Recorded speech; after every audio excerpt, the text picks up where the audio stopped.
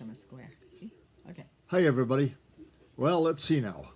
Hello, Jackson and Bangor, and Matthew and Jackman, Marjorie in Palermo, Emma in Oakland, Malia and Lucas in Missouri, Kai Ming and Rukai in Seattle, Washington, Hope here in Maine. Hi, Hope. Sylvia in Maine, Leslie and Mary over in England, Dylan and Lucas in Maine. Let's see, Ezzy and Indy in Tulsa, Oklahoma, and Kayla here in Maine.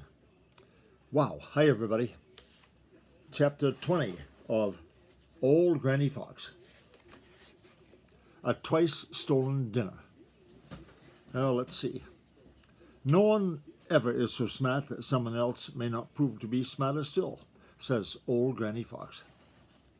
Listen, and you shall hear all about 3 rogues. 2 were in red, and were Granny and Reddy Fox, and 1 was in gray, and was Old Man Coyote. They were the slyest, smartest rogues on all the green meadows or in all the green forest. All 3 had started out to steal the same dinner, but the funny part is, they didn't intend to steal it from the same person. And so funnier it is that one of them didn't even know where that dinner was or what kind of dinner it would be. True to his resolve to know what Granny and Reddy Fox were getting to eat and where they were getting it, Old Man Coyote hid where he could see what was going on about Farmer Brown's. For it was there he felt sure that Granny and Reddy were getting food. He had waited only a little while when along came Granny and Reddy Fox, past a place where Old Man Coyote was hiding. They didn't see him. Of course not.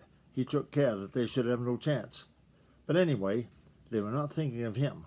Their thoughts were all of that dinner they intended to have, and a smart trick by which they would get it.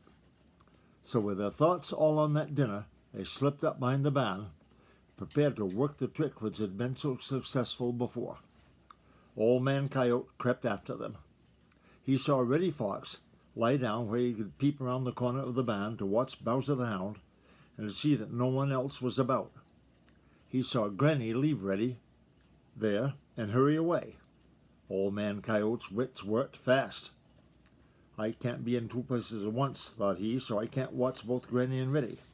I can watch but one, which one shall it be? Granny, of course. Granny is the smartest of the 2. When whatever they are up to, she is at the bottom of it. Granny is the one to follow.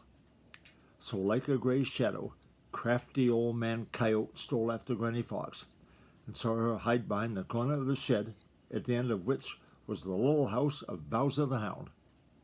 He crept as near as he dared, and then lay flat on the ground, behind a little bunch of dead grass close to the shed. For some time nothing happened, and Old Man Coyote was puzzled. Every once in a while Granny Fox would look behind and all about to be sure that no danger was near, but she didn't see Old Man Coyote.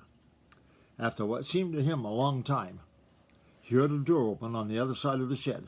It was Mrs. Brown carrying Bowser's dinner out to him. Of course, Old Man Coyote didn't know this. He knew by the sounds that someone had come out of the house, and it made him nervous. He didn't like being so close to Farmer Brown's house in broad daylight. But he kept his eyes on Granny Fox. He saw her ears prick up in a way that he knew meant that those sounds were just what she had been waiting for. If she isn't afraid, I don't need to be, he thought craftily. After a few minutes, he heard the door close and knew that whoever had come out had gone back into the house. Almost at once, Bowser the Hound began to yelp and whine. Swiftly, Granny Fox disappeared around the corner of the shed. Just as swiftly, Old Man Coyote ran forward and peeped around the corner. There was Bowser the Hound tugging at his chain, and just beyond his reach was Reddy Fox grinning in a most provoking manner. And there was Granny Fox backing and dragging after Bowser's dinner. In a flash, Old Man Coyote understood the plan, and he almost chuckled aloud at the cleverness of it. Then he hastily backed behind the shed and waited.